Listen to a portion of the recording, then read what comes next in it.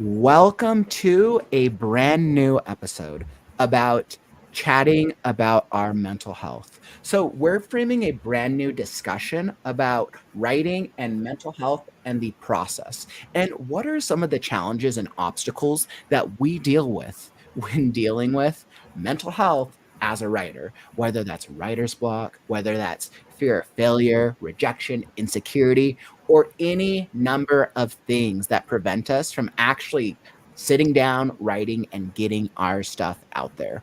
So, we're doing this live discussion today. Feel free to come join us. Feel free to come be involved in the conversation, drop a comment, and definitely come join the fun.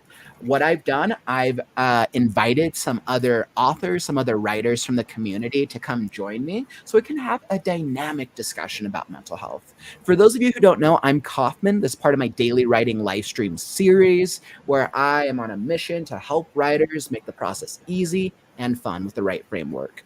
So I'm going to bring up some of my friends here and welcome some of our writers to the stage. Welcome, welcome. So for those of you who don't know or who are just joining us, why don't you guys give them just a little bit of an introduction about who you are? Um, I'll start from the top to the bottom. I'll go with Dana first. Just a little brief intro, who you are and what type of writing you do. Yeah, I'm going to correct you. It's Dana. I'm Dana Bell. I am very versatile. I'm science fiction, fantasy, horror, paranormal romance, and I'm working on breaking into the middle grades, which I'm very, very excited about. I do have one middle grade story, and it's going to be part of the new book that I'm working on. That's pretty much what my genres are. Mm-hmm. And I have been through anything and everything you can possibly think of that shows up when you're trying to write. Writer's block, definitely get that. Been through divorce, been through deaths in the family. All of that affects your emotions and your mental health. So it sounds like you've definitely been through your share of personal struggle. And I know for a lot of writers out there that they end up writing as a result of their experience and kind of treating it like therapy. So I'm thank you, Dana, for sharing that. Dana. I was like, Dana, I always get it wrong. I was like, Dana, I'll get it in like 10 years. And I'll throw it back down to one of you guys. Amy, I'll throw it over to you if you want to introduce yourself. Okay, awesome. So I'm Amy Bell. I am the co-host of How to Survive Until You're Published, the podcast. So I write young adult fantasy, romance, and I am still working on my debut novel. I've pitched it to a few publishers and they want to take a look at it, but I got to finish it first. So I'm in the middle of that. And then my co-host who isn't here, Megan Irene, she writes young adult horror and some sci-fi fantasy as well. And yeah, she's awesome. She's my best friend, so she's pretty nice. But yeah, we're super excited to talk about mental health today. I feel like it's a huge topic. It's very important. Beautiful. Thank you for sharing, Amy. It sounds like you'll be representing the two of you guys with twice the mental health discussion topics. Awesome. Thank you so much for that. John, I'll pass it off to you. My name is John Allen Turner, and I am a speaker, author, coach, and mentor. I specialize in nonfiction, although I have worked on a couple of novels as well and some memoirs. I've written a dozen books of my own that have been published through major publishing companies. I've also ghostwritten about 55 other books, including 7 New York Times bestsellers. I spend a lot of time wrestling with the same fears and doubts and anxieties that most other writers and creatives face. And the truth is the writing process isn't just about putting words on a page. It's about navigating the emotional roller coaster that comes with it and the vulnerability of sharing your work with others and the sting of rejection from publishers who don't want to publish your book and the constant battle against the fear of failure. And if there's one thing I've learned, it is that mental health is just as important as the craft itself. So in my coaching work, now I coach authors through the writing process. I help writers and leaders confront those challenges head on, and we work to turn that fear into fuel and show them that vulnerability is strength, like Brene Brown talks about. So I'm just here to share my journey and whatever lessons I've learned and how I've come to embrace the messy, beautiful process of writing and living with intention. Absolutely love it. Okay. John, thank you so much for sharing. I'm so glad to have all of you here with me. And I just want to welcome into the stream. John, thank you for joining us. Good evening. Good evening. I know trying to get onto the stream. John, you're sharing about I fix my mental health problems. I don't think I could write as good as I do. Plus the fun thing, right? And also, ML, welcome to the stream. Glad to have you here. It's always so good. I think talking about mental health is so important, which is one of the reasons that I wanted to frame this first conversation around mental health. Because if we're not coming from a place of awareness into our own right, we're not going to be able to stay consistent. We're not going to be able to reach our goals and attain success. And I think we all have different experiences and backgrounds. So if you're dealing with different parts of your mental health that you've been struggling with lately, I would love to hear from you. Definitely feel free to drop a comment, and I would love to include you in the conversation. So for the three of you guys here with me, the first question that I always want to pose, and I'm always curious because I've been watching a couple of different like influencers, writers, content creators over the past couple of days about like mental health and how they deal with it. What do you guys think is the biggest obstacle that writers face when it comes to writing and in regards to their mental health? Because a lot of times I think it is mental health related, but assuming that it's not like some life circumstance, what do you guys think is the biggest obstacle that writers face? The one I'm hearing a lot, particularly from beginning writers, is they're just starting to write their book and they're suddenly worried about where they're going to publish. And I'm sitting there going, well, you're putting the cart before the horse. And then the fear of rejection and the fear of this and fear of that. And so it's like, guys, welcome to writing. You're going to get rejected. You're going to get bad reviews. You're going to get all kinds of stuff. Yeah, that's for sure. Yeah, and you have to develop that thick skin, because if you don't get the thick skin, you're not going to survive in this business, and it is a business. That's very true. That is the truth. You know what's interesting? When I was kind of curious what the AI and Google search said was the top biggest fears of writers who are trying to write. The top 5 biggest reasons it listed was fear of rejection, fear of not being good enough, fear of criticism, fear of failure, and fear of vulnerability. All of which I think, if you've ever read any of Stephen Pressfield's work, who if you haven't read Pressfield, I cannot recommend his stuff enough. The War of Art, Turning Pro. Kauffman, I don't know if we can swear on here or not. Yeah, but, swearing's fine. I have no advertisers yet. So he has a couple of other books. Put Your Ass Where Your Heart Wants to Be, and nobody wants to read your shit. I've heard of the War of Art. I've heard great things about the War of Art. All of them. Anything he writes about the craft of writing is worth going immediately and purchasing and devouring. Wear some steel-toed shoes, because he will step all over your toes. But for our audience, what would be the number one book you'd recommend of his that they like read first? Do the Work. Okay, cool. I'm going to drop that in the comments. Yeah, that's what I would say. Do the work. But one of the things he talks about is this concept of resistance. And he says, you just know that the day you have circled on the calendar, you're going to sit down and start writing the great American novel. Your dishwasher is going to leak, and your water heater is going to explode, and your dog is going to bite the mailman, and your kids are going to get pink eye, and your significant other is going to say, we need to talk. And all of that is the universe's way of saying, how badly do you really want to write this? And I think self-doubt, self-criticism, fear of rejection, all of that is part of resistance. And so rather than John Acuff is a friend of mine, but I take issue with him saying punch fear in the face. I would say make friends with that. Recognize, oh, resistance, you're here. I was wondering when you would show up, and allow it to sit in the passenger seat of the car. You don't get to fiddle with the radio or with the thermostat, but you're welcome here. And that fear becomes fuel for you. That's interesting. And you just have to recognize it as such.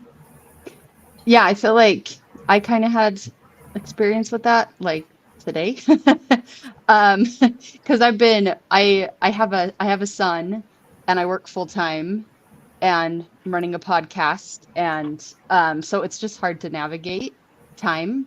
And so I had a conversation with my husband today. He's like, you just have to make it a higher priority, and you have to move things around, and don't be afraid to adjust things to make it work. And yeah, it's taking it by the horn, seeing that there will be resistance. You just have to recognize that it is there, and just say, okay, you're not going to win today. So that's just how it works. So I absolutely love that. For me, I think it comes down to having clear expectations for yourself. There's been times in my life where I've been working 68-hour work weeks, and I've been able to get some type of writing done, at least on a weekly consistency. There's been times where I've had 20, 30-hour work weeks, and I was never able to write because I was either busy, struggling with things, or making excuses. I know for the majority of this, of the writers in this community, we have a lot of beginning and intermediate writers who are still working towards publishing either their first or some of their early books. I think the biggest thing that I see and that I hear about is trying to find that balance of how do I write consistently to be able to write something that I love, but it also takes time. And how do I balance that with, all right, well, I have a job. I have a family. We're seeing in the chat, you're like, your husband, Corey, like your husband needs you to drive him everywhere, right? It's like, Calvin, your wife needs your utmost attention. 100% agree, right?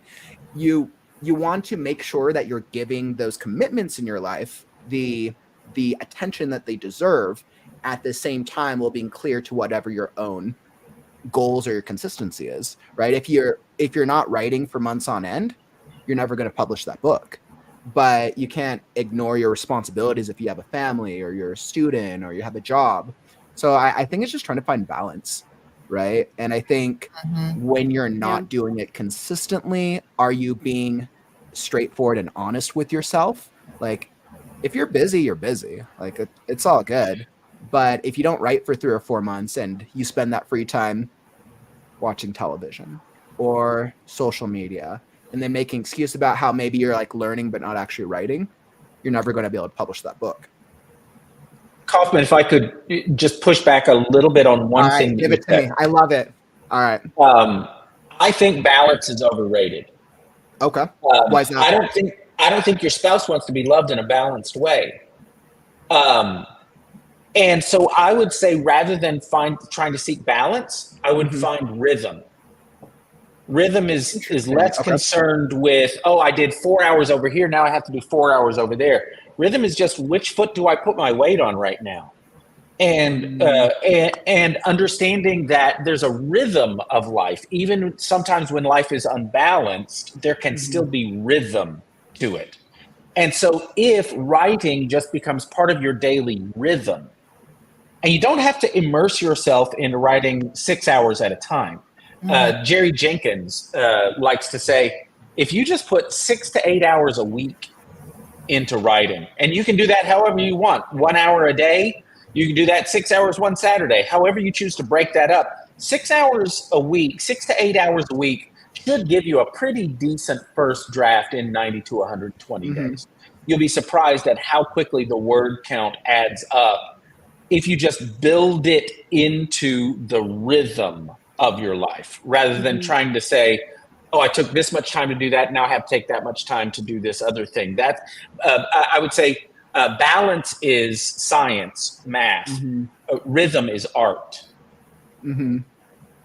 Yeah, I just have a quick comment on that. That's kind of what I was going to say. I'm the type of person that in order to really get something out of it, I need like a consistent amount of time blocked away. And I'm kind of a part of trying to understand how to reorganize things is I got to just be okay with 15 minutes and like make the most of it and do the best I can, and then try the next day for another 15 minutes and be okay with that process as long as it's consistent. And yeah, John, I love what you said about rhythm. I feel like it really is just kind of putting it in a spot and just kind of getting into the rhythm, getting into the process of and keeping it there. And That kind makes of sense. along the same lines, when I talk to a lot of beginning writers, and they say, I don't have time to write. You got 15 minutes a day? And they're like, what? And then, because I know of one pro author who wrote on his lunch break every single day. It took him a year to write a book. There's another story that I heard of. There's a lady who locks herself in her bathroom for a couple of hours on Saturday. That's when she writes. So it's like, find that space of time. I'm kind of having to rework that in my own life due to constant stuff that's going on. Going back to 40 hours a week was not a good idea. But that wasn't my decision. But Yeah.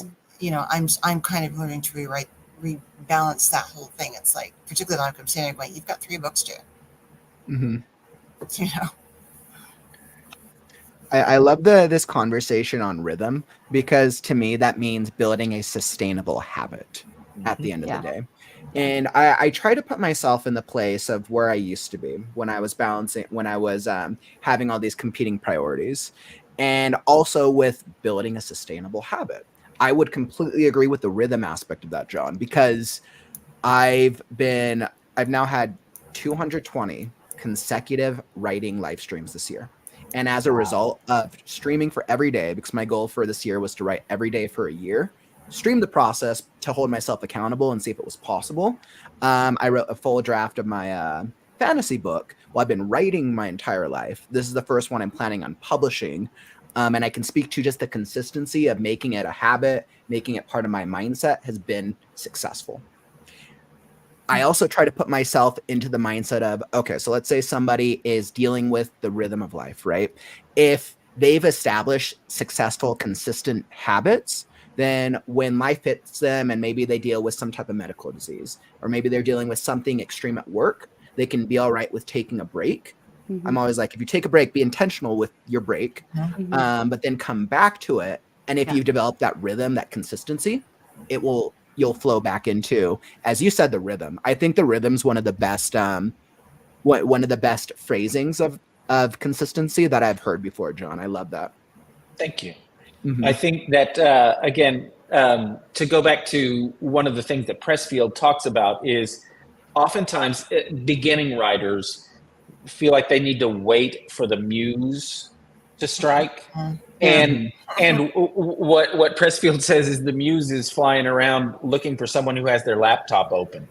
And so if you can just find that consistent rhythm, like I spend, whether it's 15 minutes, if that's all you've got, or 45 minutes or an hour, or I blocked off 2 hours today, that's what the muse is looking for. And you're far more likely to intersect with one another if you're actually seated and writing during that process. Yeah. I've got it down where I can just sit down and say, okay, you're going to write. And I will sit there and I will write for an hour. So it's anywhere from 1,000 to 2,000 words. So I'm also a little bit farther in my writing career than most. So Yeah, I got to say something about breaks just really quick. So last year I pushed myself really, really, really hard, and I pumped out a draft, the whole 75,000 words. Is that right? Yeah, 70 in like a month, like 2 months, and it was a lot of writing, a lot of words, and it was really stressful. But I didn't really realize how stressed I was because I had my body had attuned to that level of insanity. So it took Interesting. Okay. yeah, it took a good friend of mine to say, okay, people say after you finish a first draft, take at least 3 months of a break. And I was like, 3 months? What? like, what am I gonna do? And so but I did. I just stopped, and it was the best thing I have ever done for myself and my writing, because it took my brain completely out of my world and was able to um help myself figure out how to get back in. And like I was able to see things more clearly. So like if you're at that point where it's too much, it's good to take a step back and to cut yourself off for as long as you can. That's like really healthy. But one thing about the muse, how I got back into writing, was because ideas started to kind of comfortably come back into my mind naturally. I wasn't like, okay, let's sit down and make this happen. It was kind of more like, okay, that's a good idea. So I feel like that's a good indicator of, Mhm. okay, you're ready to go, but you have to put aside time. You can't just let that be your drive. That's not going to work. You got to Again, like, I think that back to the idea of a rhythm, just Mhm. like there is an inhale and an exhale. Writing is the exhale, Mhm. and when, especially when you're in a sprint to finish it, Mhm. or when you get done, you collapse. I mean, I've been watching the Olympics, and so I see all these runners, collapsing as soon as they cross the finish line because they've just Mhm. poured out everything. But now Mhm. they need a time to inhale, and I think it's a similar process when you're writing a book. When you complete that book, you need to take some time to inhale. You need some time to refill your bucket, time for you to read or watch a streaming show, a limited series, or go to the movies, or do whatever you need to do to or play a put video game. stuff, That's what I did. play video game. Yeah, Mhm. just to put stuff back in your brain so that you can find that rhythm again. Yeah. I think if I'm taking the rhythm, if I take it a step deeper, right? So I'm like, what motivates the rhythm? And I think what I Hmm. hear from all of you guys, right, is that we're able to maintain it, we're able to establish it because we're at points in our life where we have that inner drive. Hmm. I always like to say the love for the craft, the story Hmm. development, or whatever part of the process. I think the motivation is the key determining factor. And it's like, it's true motivation. Like, do you actually love the writing process, or are you trying to reach a means to an end? Or And like I think Dorothy that's what Parker said, I hate writing. I love having written. Sometimes it feels like that. Yeah, I feel like passion about your project is huge. I've been reading John Truby's book, uh, what is it? It's right here. The Anatomy of Story. Sorry. Mhm. And one of the big things he talks about in there is to write a story that will change your life. And for you, like something that you are going to love. And I feel like I've kind of made my story into that. For me, it's a reflection of a lot of things that I've learned in my life. And because of that, I feel excited to to to work on it. And I think about it constantly. I think about things I can improve and how to build the story, and working on it isn't hard. It's not painful. It's well, sometimes it's painful, just a little, but Depending like on where you're it's at in the process. yeah, it depends. But like it's exciting, and I have a motivation to sit down every day and work on it. And that was something I think that I got out as a result of taking that break, was just that passion and drive. It's before it was like pulling teeth to sit down and get words on a page, but now it's like, okay, I'm excited. This is going to be great. So I feel like that's a huge part. Yeah, I'm And surprised. I've writers been writing write for. Oh no, go writers for it. write because they need to write, because they have to write, because if you don't write, it feels like you're pent up, Yeah. or like you've inhaled too much, you haven't exhaled. And I think there's a difference between someone who writes, is a one and done writer, someone who has a story to tell and they're going to Mhm. write their memoir, and that's all it's going to be. There's another thing about being a professional writer. When Mhm. you choose to turn pro, one of the things you're doing is you're acknowledging, like, this is part of my identity, and I don't Mhm. know how to live well when I'm not writing. Agreed. Yeah, I love that. Um, so going along with that, I two of my big I guess people in my life that I look up to are Taylor Swift and Brandon Sanderson. And We all know Sanderson. yeah, Love Sanderson stuff. um, and I've realized there's one similarity between the two of them. You wouldn't think that, but both of Interesting. them, Okay. yeah. So both of them have to create to continue moving. Taylor Swift she writes so many songs, so much music that she has more than enough to push out because that is how she lives. That's how she expresses herself. And same with Brandon It's that Sanderson. consistency. Yeah. And during COVID, he wrote, what was it, 6 or 7 novels because that was just how he lived. And I feel like that's, John, you're right. Like for a creator, for a writer, it's part of breathing. And so you finding that passion and harnessing that and making that like a part of you and a part of your life and a part of your process, that's just, yeah, it's like breathing. It's just what you have to do. I know I'm the when I think about what I love about writing, I have loved it my entire life. And I think for me, what's unique is that I enjoy every part of the process, from writing, editing, brainstorming. Most writers, at least most of the writers I've spoken to the past 7-8 months, probably a couple hundred or maybe 1,000 on social media. It seems that most unpublished writers are interested in the developmental portion of it, in the creation, the ideation, and the beginning of building a story.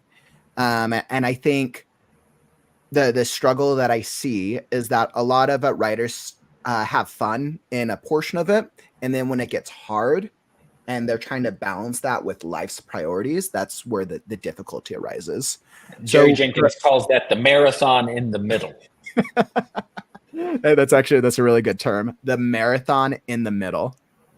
So for you guys, what would you guys' recommendations and suggestions be towards writers who might be maybe working towards trying to get their first book published, but they're struggling with trying to find success in having positive mental health, but also being able to keep going with what they're working on? The one nice thing about writing is you can make your own definition of success. I have gotten to the point where it's like, I love to write, so I write books. I'm fortunate that I'm now at the point where I can start expanding to other publishers. But I'm not looking to be on the bestseller list. I am not looking to be on talk shows. I could do it, but I'm not looking to do that. So it's like, write your own level of success. Get on sites that have other really well-known writers, and you're going to learn a few things.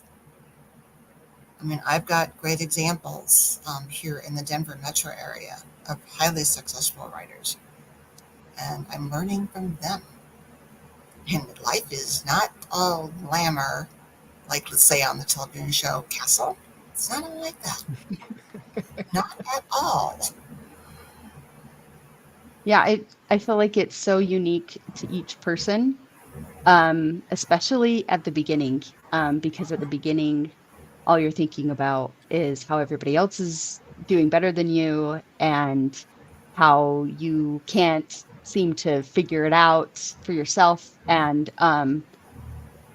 but I think the hard truth of it is that you just have to press on and figure out what works for you and your own mind.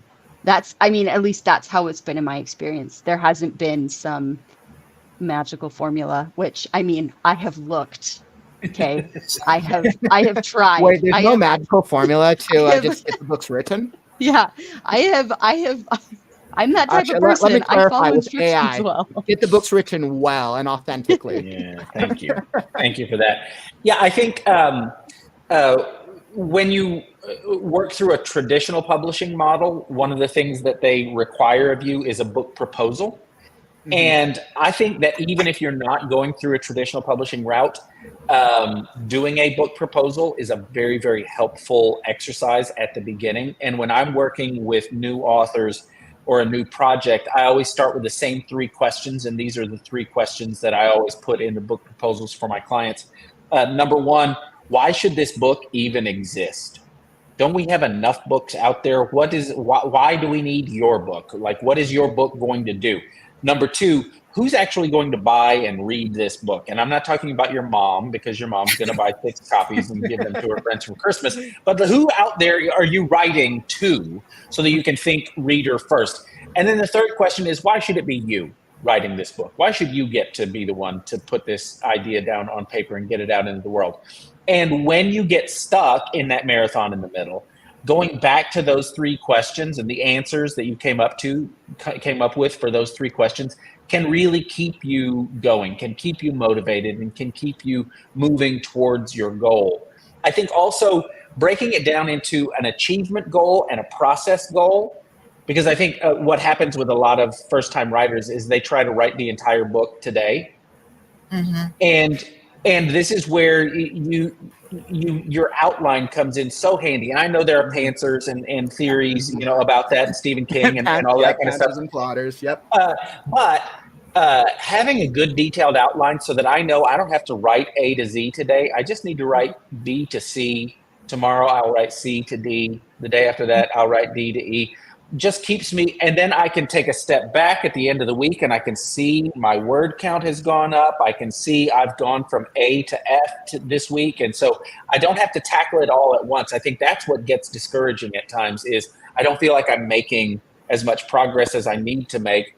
But if you just keep with that, 6 to 8 hours a week, just keep watching your word count go up, keep watching your outline get filled in, that can be very helpful when you hit that marathon in the middle. Mm-hmm. Yeah. One thing in John Truby's book, they talks about the very first step is to write out your premise and to attack it, which definitely should have been something I did at the beginning, because it is so much easier to rewrite a premise than to rewrite 75,000 words. That's just, the premise is a sentence, that's just how it works. Because people get great ideas and it's awesome and you want to sit down and just start going. But I don't know. I guess that's a reason why usually first time authors have 12 or 15 drafts on their first novel. I mean, not that, I'm on draft 7 so far. So, but I feel like it's, you got to kind of figure out where you're going first before you really, really jump in. So I always try to recommend for a lot of unpublished and newer writers I see is trying to use a mix of both approaches, because pantsers, you just go in and you write what you feel. Plotters, you plan everything out beforehand. And I think a really good approach, right? You shouldn't deny the inner urge if you just feel like writing. Never deny that, because that's authentic to you. Agreed. But if you write a full novel and you don't plan out anything, you are adding extra work, like you guys said, in later drafts. So I think it's a matter of, you can write when you authentically feel it. You can also do a little bit of planning, hey, where do I want this character to go from A, B, C, D in literally 10 minutes. You can take 10, 15 minutes. There's a way, I think, to do both approaches, which is what I really try to encourage writers, so they don't waste time on second, third, fourth drafts, especially as most writers are probably trying to write their first books on a budget, right? So you're saving time, which you probably don't have much of, and you're saving money from that you would have to invest in the amount of time an editor spends on the book later on, just by trying to be more strategic. Yeah, I think that hybrid approach is really helpful, especially because, there are some writers, and I've certainly been in this case, where I don't know exactly what I think until I write it out. Mm-hmm. Yeah, and that happens a lot. And when I'm writing dialogue, sometimes I don't know exactly what the character is going to say until I'm in there, and I kind of have a sense of this is the sentence that needs to come next in the dialogue. And it's more of a sense than a knowing in advance. And so I think it's important to let yourself be surprised in the writing process, so that you're not so micromanaging these characters or this premise that you've come up with. that you are just hyper controlling of the entire process. So let yourself be surprised, but you should at least know where the story's going. You should at least have a sense of the beginning, the middle, and the end. And so one of the things that I encourage people to do, and usually include this in the book proposal as well, is there's a 75-word synopsis, there's a 300-word synopsis, and there's a 1-page synopsis. So that at least I have a very big, broad brush approach to what the beginning, the middle, and the end of this book is. And even in fiction, because fiction is not just about fiction. Fiction is about something deeper. It's about exploring issues, and it's about being able to communicate ideas in a parable form that you can't communicate in a lecture or a sermon form. And so what is the idea that I'm really exploring here through these characters and through this action? And staying true to that central idea keeps me from chasing too many rabbits and getting too far off the path. Yeah. I love that. I think that's knowing what I think that's doing some brainstorming, whether it's you're planning for it or you're just learning through the writing process of understanding what is the story that I want to tell, right? Who is this character's journey, and what is the theme that I want to get across? With a lot of my personal writing, I try a lot of my theory and ideology is that all stories are about a character. So if you're ever stuck at a part of your story, how is the plot, the dialogue serving or not serving your core protagonist journey? And whether or not, I know everybody has their own approach, but that's just something that's always made sense to me.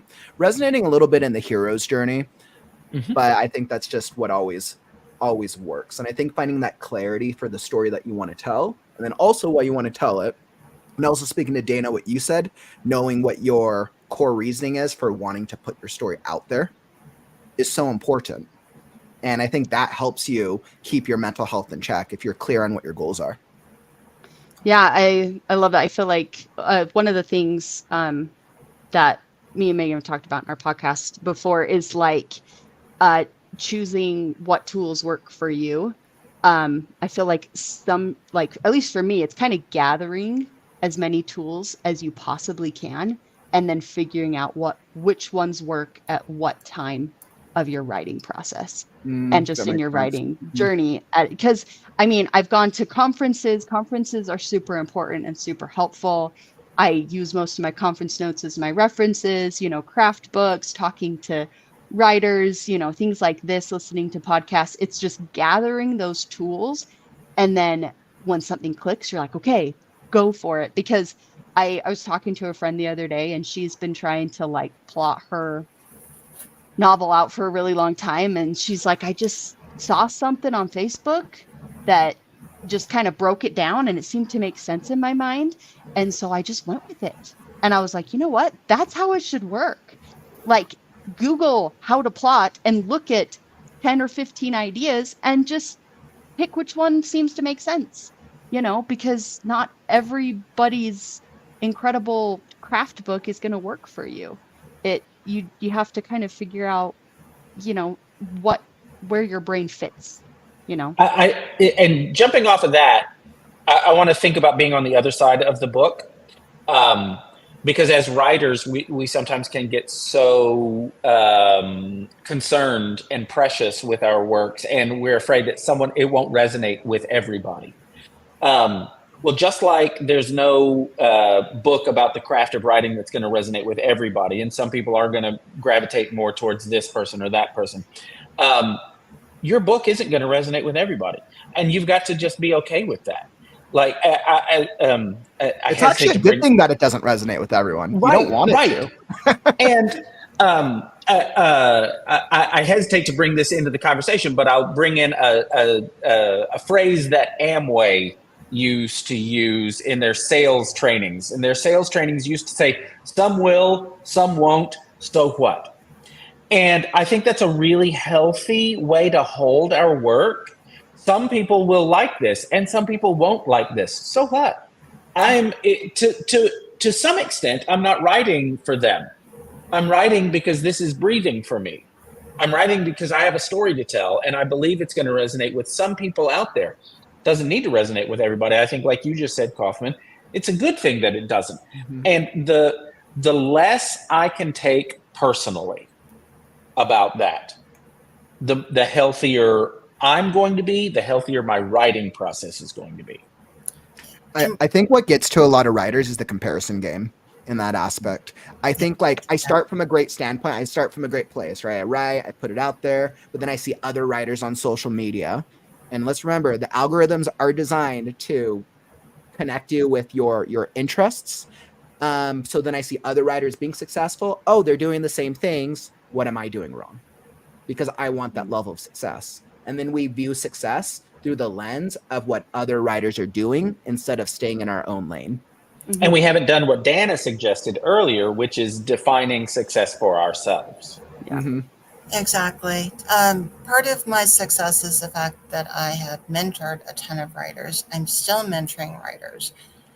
Is something that I love doing because I have a love for writers and I love helping them along their journey. I've got, when I'm going to turn one of my babes, who is doing phenomenally well at self-publishing. I am so proud of him. And I got to see one of his first stories, and I had to go through as an editor and say, one of my pet peeve words is that, just so you guys know. And I went through, this is before we also had, we could send stuff to each other in email. And he gave me a copy, and I went through and read it. And then I went on one page and I circled every single that he used. There were 22 on that page.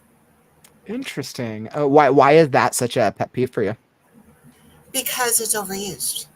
It's great if you use it strategically. But when you use it to get point A and point B, if the work becomes passive, there's no action going on, and it just slows down the pace. So I had that makes sense. I think my theory is just don't use the same word more than like X number of times in a given paragraph or a page. I try to make sure that I don't use the same word more than twice in a single paragraph unless I'm using it with intention. And I'm like, I never break a rule. Let me for folks who may be struggling with. I know it's super popular right now to claim that you have ADHD, and a lot of people do, and I don't mean to denigrate them. But I also know a lot of writers who struggle with the opposite and may lean in a little bit in the OCD direction.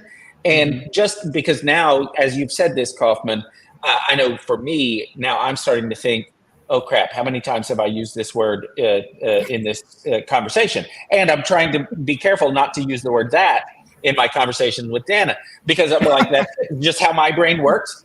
So let me just make this reminder to new authors as well, particularly those who lean OCD. You cannot create and edit simultaneously. right. So let yourself use those words as many times as you need to or feel like doing. You can always fix it in the editing process. If you start to edit yourself while you're still in the creative process, that's when your brain is really going to get into a fight with itself and you'll shut down. So designate time for creating and for writing, and then designate time for editing and fixing your grammar and making sure that you don't use words redundantly. What I tell most of the new authors is stop worrying that it's not perfect. Stop worrying what you're writing. Get that first draft out. The real writing is in your rewrite. That's where the real writing is. Get the story out first. Right. Writing is rewriting. Yeah. I mean, I do We get paralyzed and shut down when we're trying to make the first draft perfect, and so then we just go away from it. That's so I refer to that as procrastination. I like that word. Procrastination. I am saving that word. That's great. Yeah, I have the advantage of working with a lot of new authors, and I don't know how many careers I've launched. I'm working with a lot of beginning writers on Facebook. Somebody asks a question, it's like, oh, I know the answer to that. So I answer their questions. And they pretty much are asking the same questions over and over and over. So, and it's amazing how many of them have not done any work on the actual, how do I get this published? Where do I find all of that? Da, da, da, da, da. Yeah, my favorite phrase is the first draft is you're writing the story to yourself.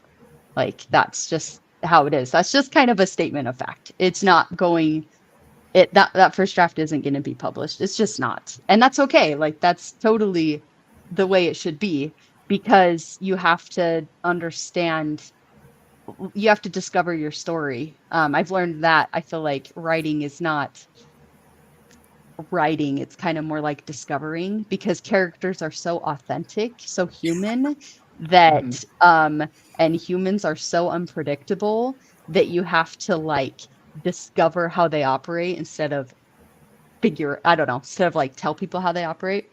But I will say this about first drafts though. I feel like they are they're very pure. Um I know when I hit a really hard spot in my writing and I couldn't figure out where to move forward, I went back to my first draft. And there were pieces in there that hit the core of what I wanted that story to tell, like what I wanted in that story so bad. And it helped me to be like, okay, like am I still doing that? How can I pull that forward more? And so yeah, they're super important to just power through and to just get done for yourself. But they can also be a helpful tool later as you keep rewriting. And Mhm. Elizabeth Gilbert has talked about, how done is better than perfect, and don't be afraid of a shitty first draft. That's Mhm. become, in the vernacular. I think Jordan Peele also is the screenwriter, talks about how his first draft, he knows he's just dumping sand into the sandbox that he Mhm. can use to create a castle later. He just needs to get the words, and he needs to have something. I kind of sometimes liken it to Michelangelo sculpting, the angel out of marble. You need the marble so that then you can chip away Mhm. everything that's not the angel. All of those are just good, I think, helpful illustrations of what your first draft is. And if you get too precious with it and cling to it, and it's not perfect yet, and it's not, you're never going to make the progress you need. And then you're going to get frustrated. And then you're going to start with the self doubt and the questioning and all of that kind of Mhm. stuff. And you won't make the progress that you need to make. So I think in terms of your own mental health, because I want to make sure that I'm staying on track here with what we're supposed to be talking about. In terms of your own just good mental health, just hold this loosely. Mhm. Hold your drafts loosely.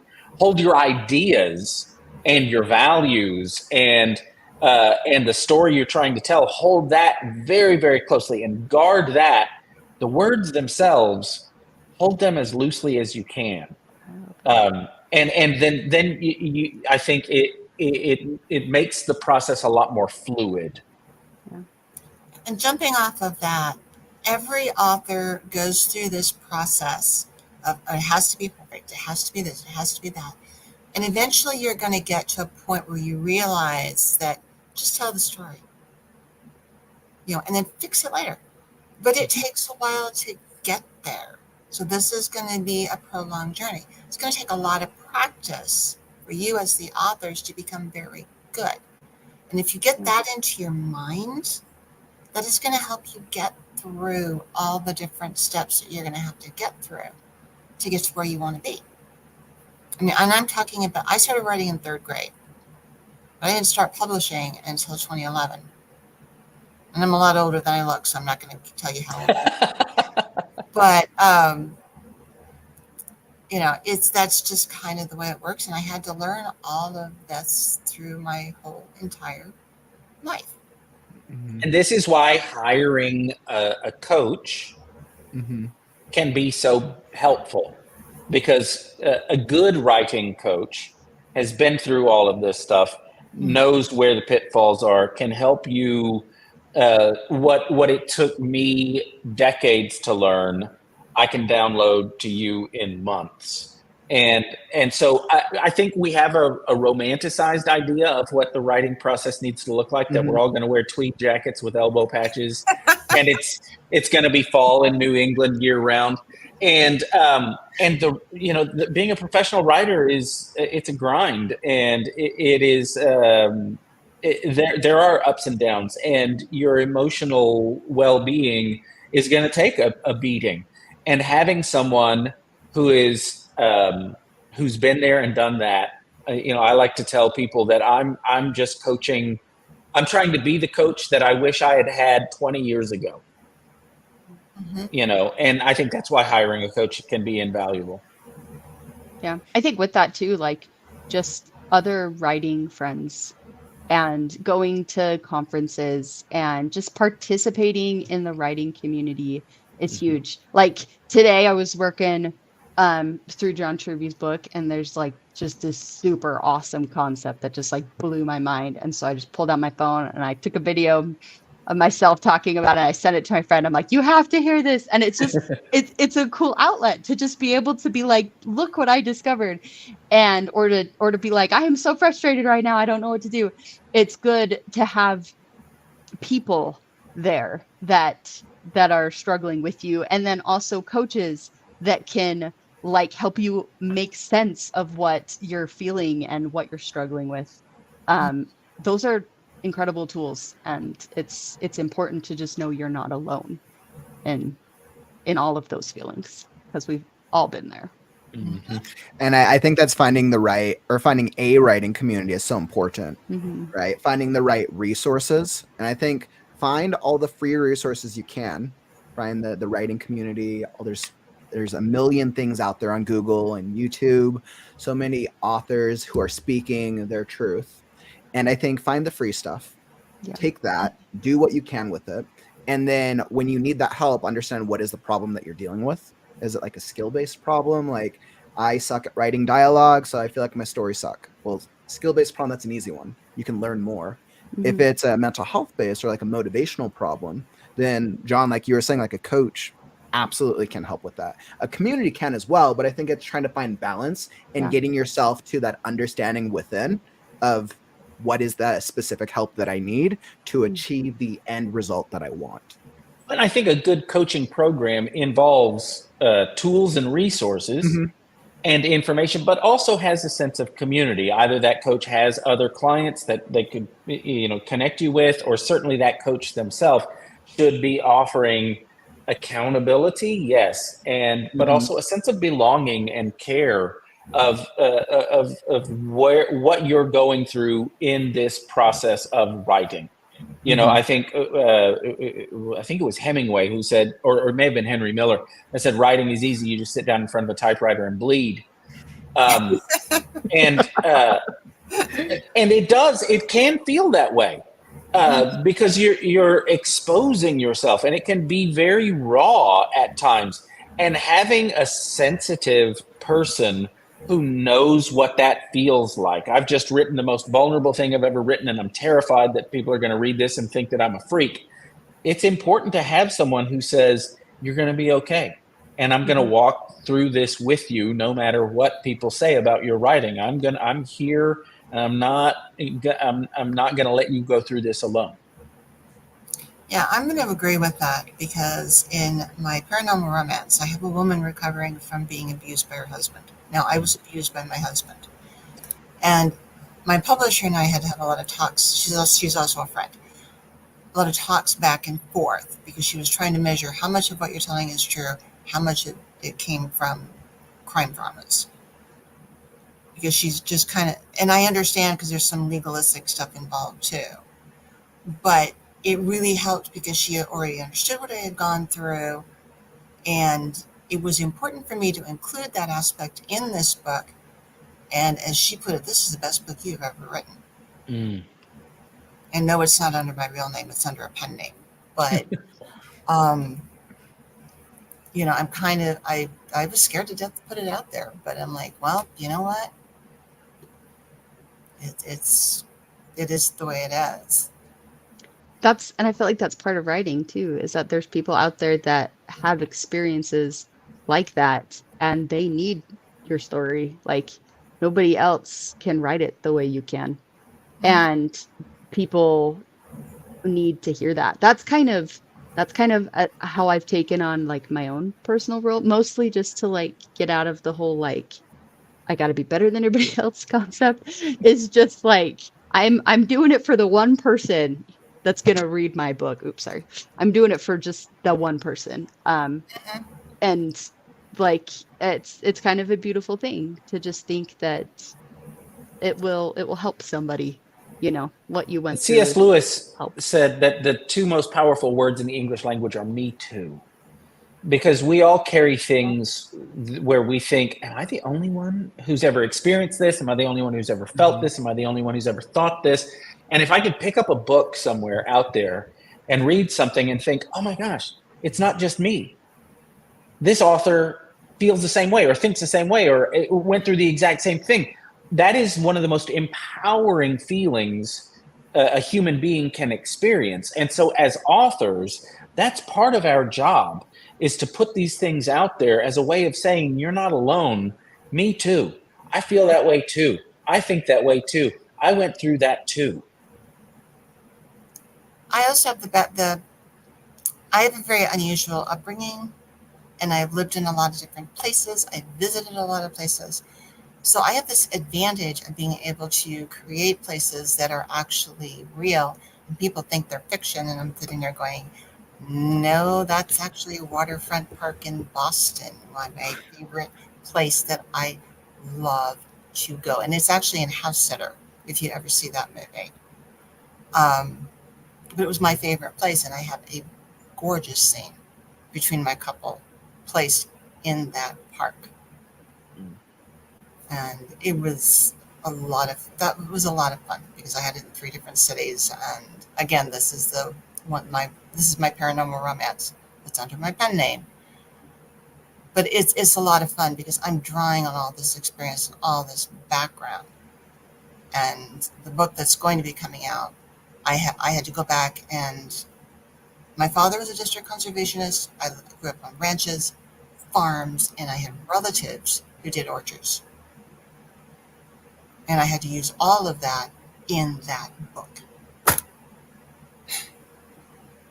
And to be able to do that, you have to be in a place where you've made peace with all of those experiences, Mm-hmm. which is why um, uh, taking care of your mental health on the front end of writing can be so important, because Yeah, your for sure. writing is so much better now that you've been able to use things that you know for sure, things that you experienced in your own life, but you won't be able to write them in a way that is compelling and helpful for others if you haven't made peace with that yet.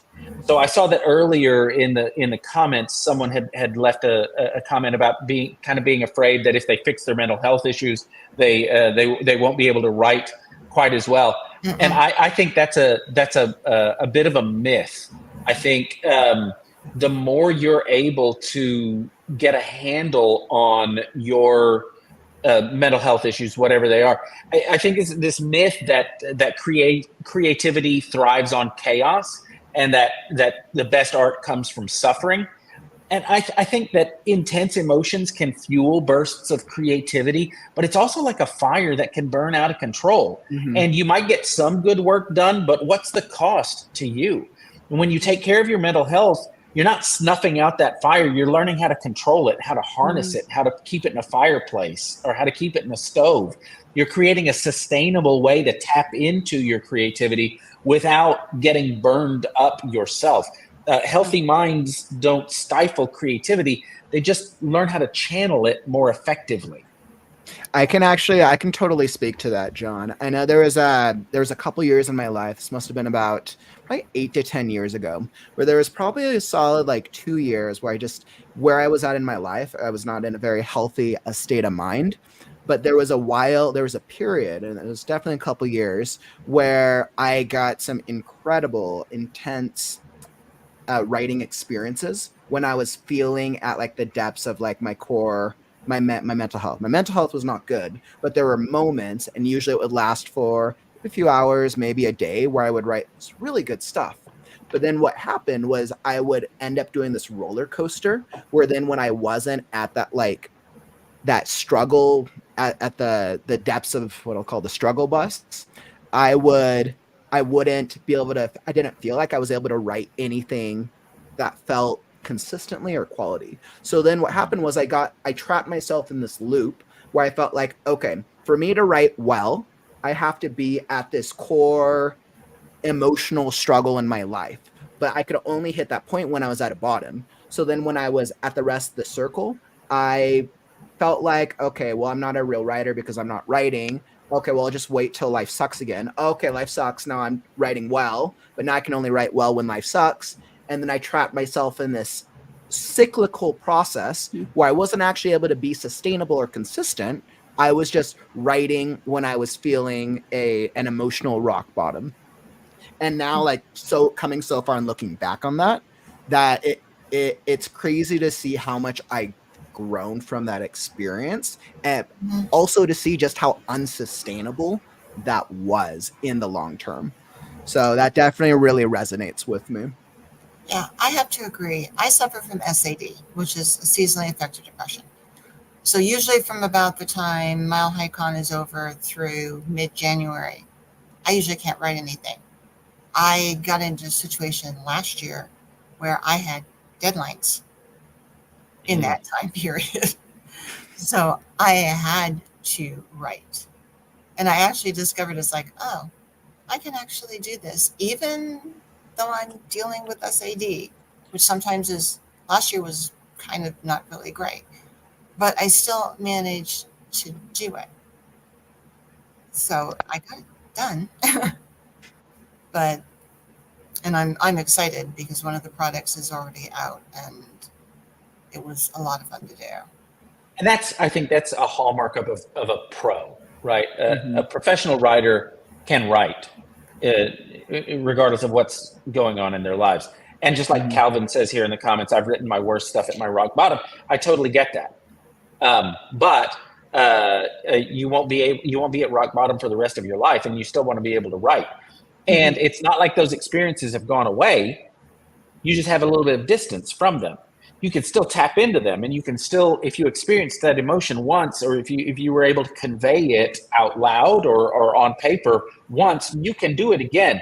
It's I think from writing from a healthy position enables you to tap back into those things without being just sucked into them.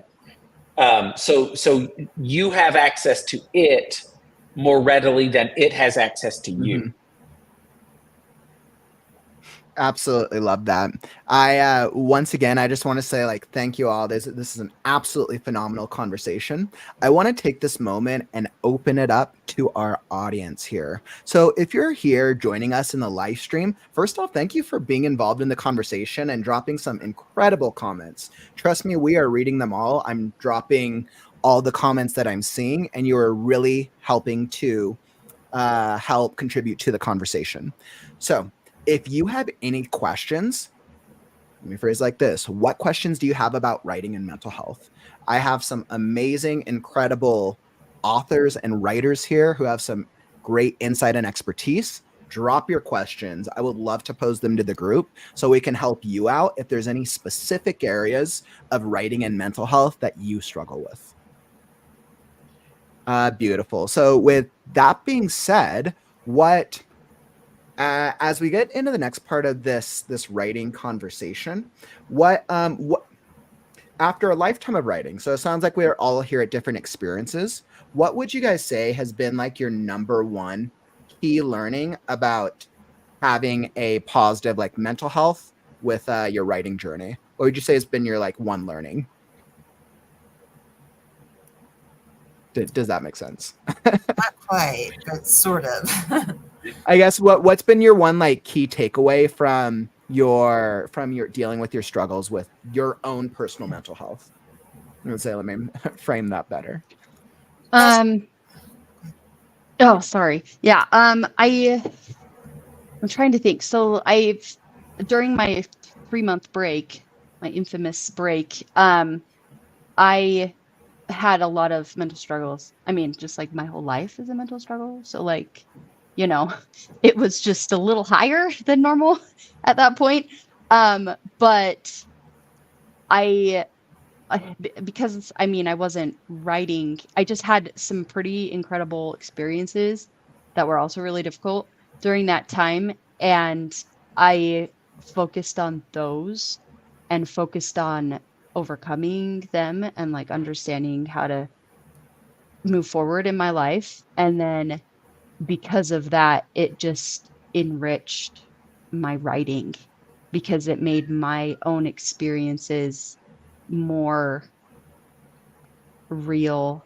I guess like it made what I wanted to write more real and like and things like that. I guess if that makes sense. I don't know. I feel like I discovered the theme of my book during that time because of what I was going through. And so it I guess it's focus on you, make sure you're focusing on you, but also make like understand that it's a tool that can be used, to help your writing improve because all experience, I mean, we're writing about humans, right? And all experience is experience and it's all going to help no matter what. So,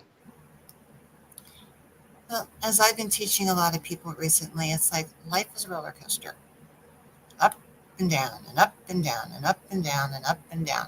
There can be good times, there can be bad times, there can be times when you're like pulling your hair out. But if you learn from it and you can learn how to incorporate it into your writing, like I have, um, you're actually going to be putting parts of yourself into your books. There's not any story or anything else that I write that doesn't have a part of my background in it. Even if I'm just writing about cats, it still has, because I have tons of cats in my life, it still reflects my love for the felines. And so it's just, there's going to be a part of you in everything. And in a way, if you have descendants or family, guess what they're going to do and what they're going to treasure.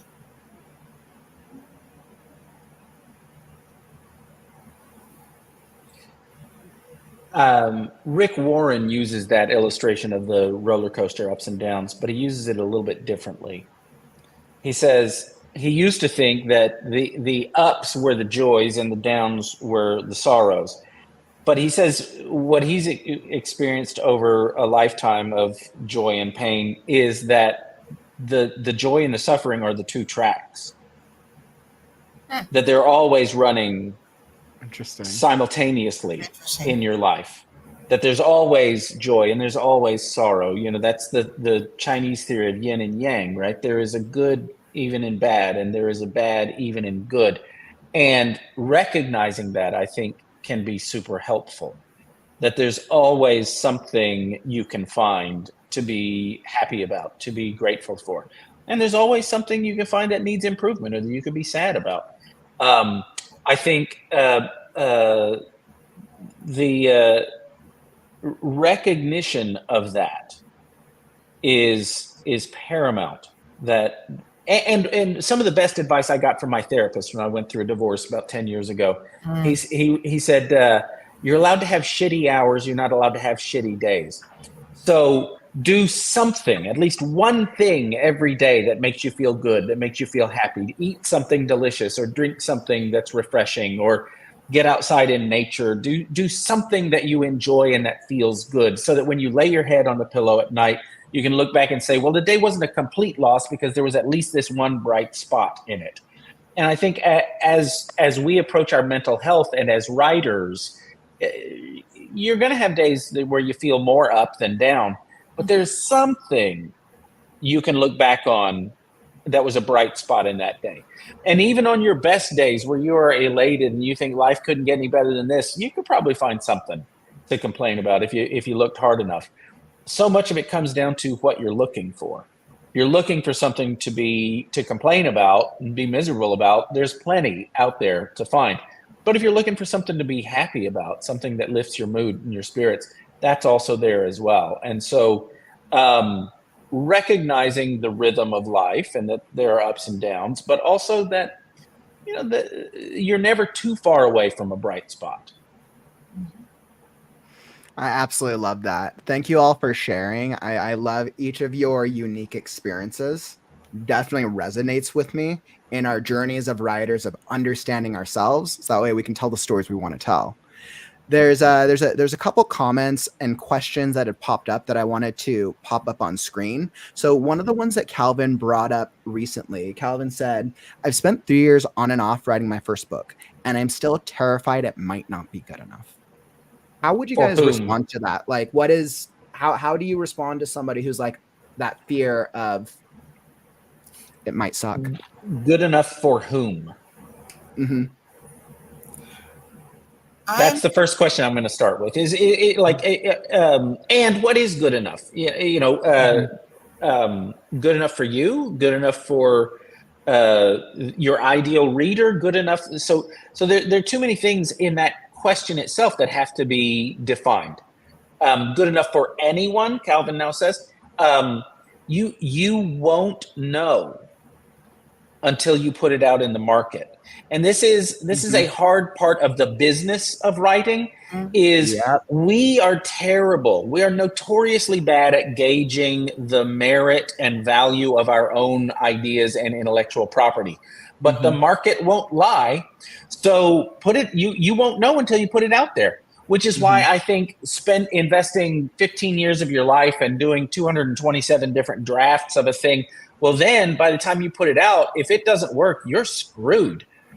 Get it out there into the market sooner rather than later, and then you haven't invested too much of your life so that you're so invested in like the success or failure of this thing. Get it out there, see if it resonates, float some early drafts, have a reading group, like we've been talking about, being part of a community that you can share some of these ideas with, so you can test the material before you polish it. I try to tell my clients, get it out there with one bell and one whistle. You don't need all of the bells and all of the whistles. Just get it out there with a bell and a whistle, and then you can polish it after you've gotten some initial feedback. Yeah, just make sure it's not a room full of English majors. That was my first experience in critique. It's going to get torn to shreds regardless. Yeah. Let's put it this way. After that experience, editors are a piece of cake. Because it was a great learning experience, and it took my writing from being here to being here. And that's what feedback does for your books, just so you guys know. And what you're asking, I see that asked every day in beginning writing groups. Well, what if it's not good enough? And it's like, you know what? No book is perfect.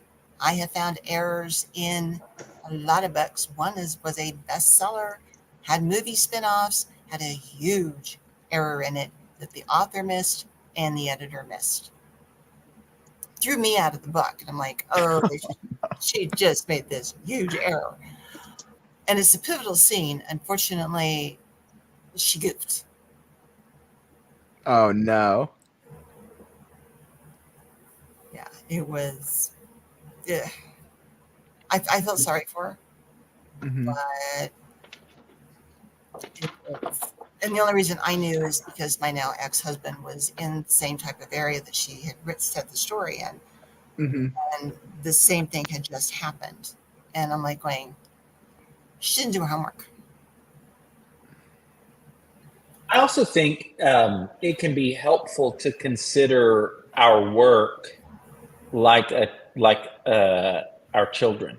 I don't know how many of you have raised kids, but I used to do parenting seminars, and people would ask, when do I know it's time to get my kid a smartphone? When do I know it's okay to let them ride their bike out of the neighborhood or have a sleepover or whatever? And I used to tell them the same thing. Usually that's going to happen later than they think you should, and sooner than you think you should. So when it comes, like, when do I know the book is finished? When do I know the book is ready to show? It's probably going to happen sooner than you think it should. What's that? Or later. Or later than you, but getting your ideas out there and getting that feedback is so helpful, and nothing will improve your writing more. It requires a thick skin, and it requires you not to take stuff personally, again, which comes back to your mental health. So this is why dealing with your mental health issues on the front end is so important, because uh, you've got to get that out there, and you've got to let your book or your idea, your novel or whatever, fall down and skin its knee a few times. And you've got to be okay with that happening. It's going to fall off its bike. It's going to fall off the swing set and break its arm. It's going to get its heart broken. And you as the parent have to be okay with that happening. Otherwise, you're just going to, bubble wrap your life, and you'll never get your work out there. And your ideas then will never be able to change the world or change the world for a person. Yeah. I think it's the fear of a loss of time. I think at the heart of it, it's time is the one resource we don't get more of, or we don't get back. And it's that fear of, okay, I've spent 5 years of my life devoted to this project. I put it out there. People hate it. It now minimizes the time investment, where if I'm coming at it from a healthy perspective, I'm learning from the experience, regardless of how people perceive it. And it's feedback to help me improve as a writer and make the story better. And I'm writing because I write. It's who I am. I'm not writing because I want to make $1 million, or, I mean, don't get me wrong. Of course I want to make $1 million, but that's not why I got into writing. If you got into writing because you thought this was going to make you rich, I hate to be the one to break this to you, but that probably isn't going to happen. Maybe it will. I hope it does, but it probably isn't going to happen. And so you get into writing for some other reason than because this is lucrative. Awesome. So I have another really great question here from Courtney, and Calvin, I hope we were able to answer that, kind of like that statement for you. And let's see, Courtney has a great question here. So how do you write mental health issues without opening those wounds? This is a good one, because a lot of writers go into a writing process from a point of maybe therapy, of like, okay, I'm writing things that happen to me for me to maybe work through them. And I know that a lot of writers do that. So, I'll go first. I'm not entirely sure exactly what to say, but for fiction writers, because I write fiction, for me, it's always been about digging in deep with my characters and kind of separating you from your character, which is like hard sometimes, but kind of giving it a place, like putting it somewhere, can help kind of keep those wounds closed. And so kind of like being able to experience it, being able to empathize with what happened without pulling yourself into the experience or the trauma. Yeah. And I'm also like a very technical thinker. And so like, I'm obsessed with character development, because like it's such a moldable thing, but I want it to be very logical. It's just not, but like I want it to be so bad. So I study it like hardcore. But one of my favorite resources is The Emotional Wound Thesaurus. That is an incredible book, partially because it's a pair of writers. They go through a bunch of different wounds, or like hard experiences that can build your character in certain ways. And so it looks at it very logically, but it also gives you a lot of incredible tools at the beginning on how to do that. And so that can help, like, if you can focus on like how that thing will help them grow in a certain way, then it can, it just compartmentalizes it. At least that's how I think. I know that's not how everybody is, but. Now, having already done that, you have to understand that I still am dealing with PTSD because of it. Not as bad as it was, thankfully. But I wrote it because I got to be a big fan of a certain TV show. I was going to write a piece of fan fiction, and I went, wait a minute, I like this too well. I'm going to turn it into an actual real book. And I made the conscious decision to have my heroine having gone through abuse with her husband. it was also very helpful for me to go through some of it and to suddenly realize it's like, you know what, this doesn't really bother me anymore. Besides which, I killed off the ex-husband in the end, toward the end. Oh, that's something else I'm now going to tell you is it's like, be careful because writers will include anything and everything from their life in the book, and Oh yeah. you might end up horribly murdered. um, it happens. But it was a really fun book to write, both what was real and what wasn't. And it helped me heal, but I also had distanced myself enough from the experience that I was able to write it. So you have to kind of learn to divorce your emotions from it. Because quite frankly, I was that main character in that book. I'll be honest, I Mary Sued myself. But it was fun. I wrote that book in 2 months. I think writing can be therapeutic, but it is a little bit like Aflac. Aflac is supplemental insurance. It is not primary insurance. And so if you're expecting your writing process to do all of the heavy lifting in your therapy, you will get yourself in trouble. Mm-hmm. I think if you're doing the work on your own, whether through a coach or a therapist or a social worker, a mental health professional, a pastor, a trusted person in your life, then writing can work in tandem with that work to bolster your mental health. But if you're not doing the work, you could get yourself into a lot of trouble.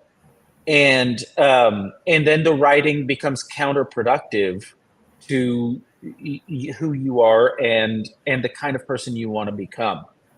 I also think, again, thinking of your work as a separate person almost, Mm-hmm. just like you being in a healthy relationship can be therapeutic, as long as you don't expect your partner to be your therapist. It's expecting too much of your art. It's expecting too much of your craft. It's expecting your craft to do something it's not intended to do. It's not here to make you happy. It's not here to make you healthy. It's not here to make you wealthy. It's here as something that you do because it's kind of like breathing, as we've said before. Mm-hmm. If you're doing it from a healthy place, it makes you healthier. If you do it from an unhealthy place, it makes you unhealthier. But you cannot rely on your art or your craft to do something it's not intended to do. Mm-hmm. Which is why therapy is so important. Exactly. Mm-hmm. Awesome. Well, thank you all for sharing. Like, that's some incredible insight and expertise. I think we had some absolutely great questions here from our community. Thank you for asking some really great questions, really great jumping off points. So as we're hitting up this, we're nearing the hour and a half mark. I want to make sure to give each of you the space to be able to share a little bit about maybe like what you're working on with or what's coming up next for you, for your brand, if any of our writers or audience want to know more about you. And this time I'll throw it to you first, John, to kind of share like how can people find you and what is there something you're working on right now? I've been since the pandemic. During the pandemic, I should say, I started writing a series of books called Welcome to Your Life. So the first one was Welcome to Your Life. Then there was Welcome to Your Thought Life, Welcome to Your Dream Life, Welcome to Your Wealthy Life. Right now I'm working on Welcome to Your Love Life. So that'll be the 5th and final installment in this whole series. Probably And it's something all we of all need. it's all of the coaching experience that I have set down in books. And so I've been focused on that. I've also recently had my largest client roll off, and so I've been back into the coaching space myself. So coaching people either in their intellectual property in terms of business, or helping people figure out what the next chapter of their life is, or helping people finally get that book written. So those are the three things that I tend to work on. And if you can spell my middle name, you can find me on all the socials, because it's just my name. So I'm on Facebook, I'm on LinkedIn, I'm on Instagram. You and I connected, Kauffman, through Threads. Yep, and Threads, which that's also Threads, really growing like writing community on fantastic writing community. So, and if you just want to go to my website is myname.com. So I just threw that down in the comments. Oh, thank you so much for doing that. And so if anybody has questions about what the writing process looks like, and how to work with me on a one-on-one basis, they can go to my website. They can find a link to my calendar, and you can schedule a time to meet with me there. Beautiful. And then I'll throw it over to you, Amy. Okay, yeah. So I'm not published yet, but me and my friend have a podcast, How to Survive Until You're Published. So we are a writer's survival guide on Instagram. That's kind of like our primary right now. I'm still Which we probably all need. I need as many survival guides for this experience. Yeah, I'm still working on our YouTube page. That's on me, and I haven't gotten to it yet. And then we have a website too. It's a writersurvivalguide.com. But yeah, our best place is to go to Instagram, or just on our podcast on Spotify. So beautiful. Thank you for that. And then Dana. Oh my goodness, I'm gonna take forever with this. It's okay, don't worry about it. I never broke my college advisor calling me that. I gave up. Hey, sometimes it just pays. I do have a YouTube channel, which I just put in the chat. Beautiful. If you want to go in and hear readings, there's a demo that I put on there for Jordan Con one year, and something else, some other stuff on there. There's not a lot on there. I'm a little behind on doing readings right now. But I do have a new book coming out on the 20th of this month, which I am extremely excited about. I write for a variety of audiences. The name of the book is Home Flow Search, and it's the one that I got to use a lot of my own background on. And I'm going to give you a clue. This is my Bible. I love that. For the universe that I'm writing in, and this has been a several decades old project. I had the characters, I had the worlds, I didn't have story. And finally, I have that story, and I'm working on the second book. There will be a third book, and I'm also now working on the third book for the Winter trilogy, and Winter Emergence came out beginning of January, and the first book is still actually in prep, and all of those can be found at Singer Publications or Amazon. Excellent, beautiful. And I also threw your YouTube link down in the description. When does your book come out again? The 20th of this month. Okay, perfect. And I always tell this to all writers: whenever your launch day is for your book, let me know. We'll shout it out on the live stream. Right? We want to put it out there as much as possible. Okay, awesome. So thank you all for joining me today. This has been such an invaluable conversation.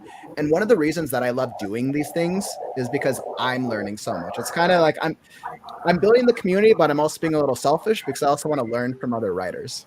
Because I'm just a student of life over here. But the insight and experience from each of your writing backgrounds is phenomenal. I really just want to thank you for taking your time to come join me today. It's my pleasure. Thank you so much for having me. Thank you. This has been great. Awesome. Beautiful. And now let me just wrap this up really quick. So thank you for joining us today. This has been such a dynamic discussion about mental health. And clearly we had some great conversations with our writers. Thank you all for being involved in the discussion, asking questions. If you enjoyed this, let me know. I will do more of these types of discussions in the future because I know mental health is so important as writers. Now, as we're looking towards tomorrow, I have a packed weekend this weekend. And if you enjoyed the stream, if you got value out of this, follow, and subscribe. Smash that follow button. Like I said, I'm live streaming every day, 222 days of consecutive streams and counting. So whether you're looking for writing podcasts, discussions, writing sprints, inspiration, motivation, all the things, we got it right here on the Right Now channel and community. As for tomorrow, let's see, I was trying to pull up the picture. I created the thumbnail somewhere. So tomorrow we're actually doing a brand new thing. Usually on Saturdays is the story and critique show where we do critiques of stories. But due to popular requests by the writing community, we're doing the Blurb and Pitch Fest. I'm going to be doing a deep dive into what is a blurb for a book, what's a pitch for a script, and we're going to look at some best-selling novels. Why do they work as blurbs? That's probably a huge factor for why people are spending money to buy the books. So definitely come join me tomorrow. It's going to be a lot of fun. Let me throw it up here on the screen just so you can see. And perfect. So here's the thumbnail for it. This is the Blurb and Pitch Fest. Perfect. So this is what I have up here. Definitely going to be really, really cool. Come join us. It'll be at 1 p.m. Pacific, 1, 2, 3, 4 p.m. Eastern. So that'll be a lot of fun. And Sunday, we have our podcast about writing professionals, how to start a writing brand that makes money. So I'm going to be bringing on a dynamic writing duo over from Release Your Inner Dragon. It's going to be a great weekend. Same time, 1 p.m. Pacific, 4 p.m. Eastern. So we got a packed weekend. I'll be here right now. And that, my friends, brings us to the end of the stream. Don't forget, words are wind, but stories are forever. I'm Kauffman, and I'll catch you on the morrow. Stay creative, writers.